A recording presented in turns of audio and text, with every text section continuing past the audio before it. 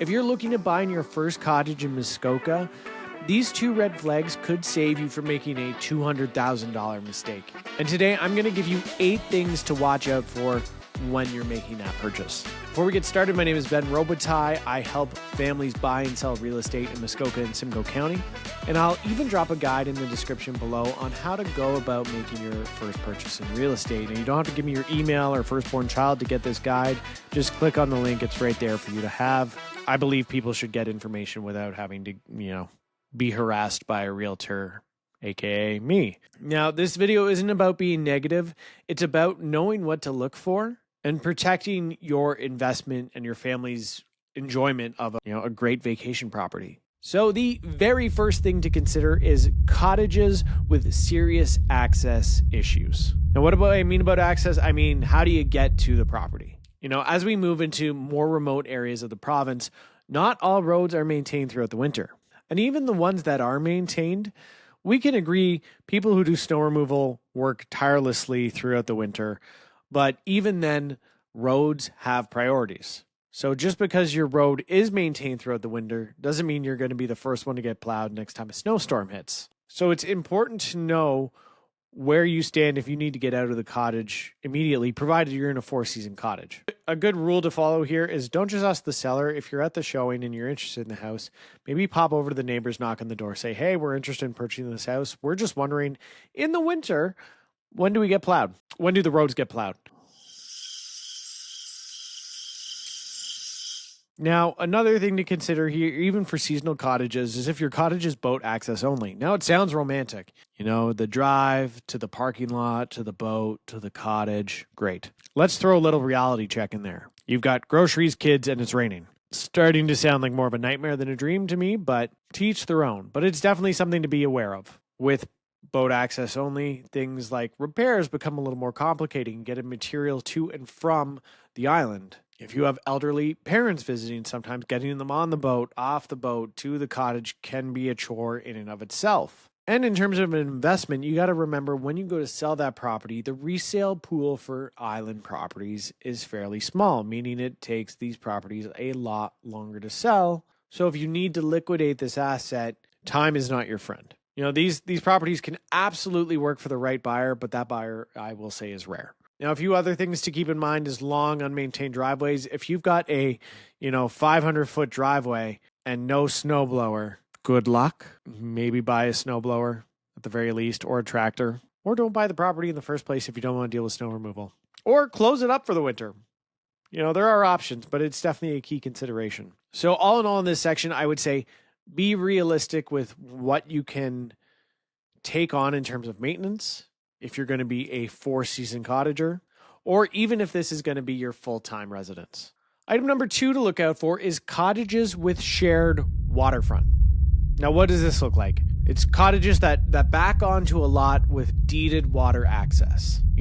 Sometimes you might share it with 3, 4, 5 other people. Sometimes you might share it with 15, 16, 17 other people. There might be a shared dock and a common waterfront beach area. Now, it can work, but I want to go over a couple reasons why it might be problematic. Item number 1 is a lack of control. You can't build your own dock without prior approval. You can't make any changes whatsoever without prior approval. And I mean, making changes on waterfront that you own flat out is hard enough to get approvals already through different ministries and environmental regulations. But take into account now you're dealing with other parties that still want their own enjoyment of this piece of waterfront. The headaches add up really quick. There's scheduling conflicts, guest limitations, managing disputes, privacy issues. Your waterfront time is everyone's waterfront time. Now, in most cases, I will say neighbors are pretty good, but all it takes is one to ruin it for everybody. Also, if you're a neighbor, don't be that one. Cool. There can also be some hidden costs with this. I mean, there's sometimes an association fee for maintaining the waterfront, maybe a special assessment to the people who have deeded access if they're, need to replace a dock or anything like that. I'd say scenarios where this situation might work is when the waterfront is a bonus, not the main feature of your cottage. And also keep in mind, owning waterfront is expensive. Property taxes usually shoot up through the roof. So having deeded access is sometimes eases the barrier into enjoying some waterfront living. If there's a solid agreement in place and everyone gets along, it can be a great scenario. And if you're okay with having those limitations of sharing that space with your neighbors, then it could be a really good situation for you. The third thing to consider if you're buying a Muskoka cottage is watching out for cottages on small, weedy, and shallow lakes. When it comes to attributing value to a cottage, believe it or not, the body of water often matters more than the cottage itself. Very small lakes can have limitations that could affect your enjoyment of it. If it's a small lake and you're looking to water ski or tube, it is possible that that lake doesn't accommodate watercraft that can allow you to do that. On small lakes, noise travels across every lake, but especially on small lakes, you can hear every conversation that your neighbor is having. Now, if you're trying to spy on the Sandersons, great. If you're trying to get away from the city and just be with yourself and your family, maybe not so great. With small lakes, you can also get algae blooms. When the water warms up, it creates a great environment for these algae to bloom. So water can sometimes get green and can make swimming a more difficult and riskier task than it already is. The reality in Muskoka is there are incredible lakes there, so do your best not to settle as long as it's within your price range. The price difference between being on a good lake and a bad lake is usually worth it. So when you're looking at waterfront property, make sure you're doing your research. How deep is the lake? Does it have a history of having good water quality? Are there weed problems? Are there restrictions on the type of watercraft you can have on the lake? Your realtor should have all this information, but if they don't, make sure you're talking to other people on the lake as well. Now, there are a few exceptions. If you just want like a quiet space where you can maybe canoe, do a little bit of fishing, that small lake might be perfect for you. It's just important to know what you're getting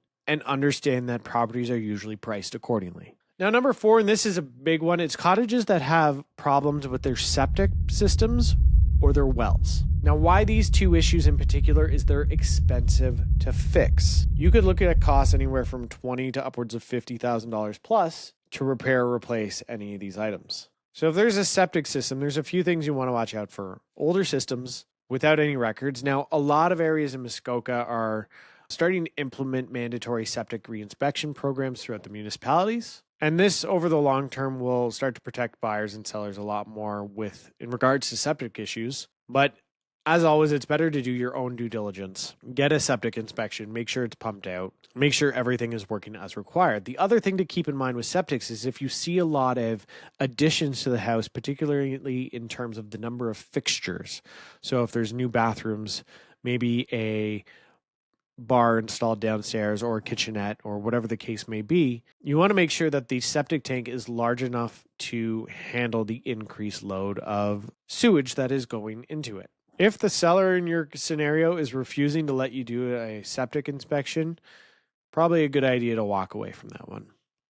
Wells can have seasonal problems. Maybe it works in the spring but struggles to draw enough water in the summer. Maybe there's a low flow rate for the well. So if you have 2 people showering at the same time in separate showers, maybe there's not enough water to properly service each fixture. Maybe the water quality is off and there's not enough filtering happening inside the house to make the water safe. So I usually recommend people get a water sample. All in all, there's things you can do to protect yourself to make sure everything's in good working order. But if it's not, it's something you're either going to want the seller to fix prior to close, or you're going to want to not buy that house at all. Again, unless cash is no issue, the property is perfect and you want to buy it anyway and just take on that cost. But I mean, that's a decision only you can make. Number 5 is cottages with structural or foundation issues. Now, this really applies to any property type, but I want to go over the 4 main ways cottages are built in terms of foundations. So I would say one of the most common ways true cottages, 3-season cottages, were built is on something called piers. So similar to the way a deck is built, these big holes are dug in the ground, a concrete piers put into the ground, and then the cottage is built up above those piers. So the weight of the house is brought into the ground through a number of different holes throughout the ground. With this, there's usually very little insulation, if any, underneath the house, meaning if you're hoping to be there in the winter, you're going to freeze. Your plumbing's going to freeze. Everything's going to freeze. It's not meant to be lived in the winter. Now, how some people have turned these into 4-season cottages is they will put a skirt around the outside of the foundation, thereby enclosing it in, and then put insulation and a heat system into that crawl space in order to ensure that everything stays flowing. You have enough heat to keep the house warm, and you can stay there throughout the winter.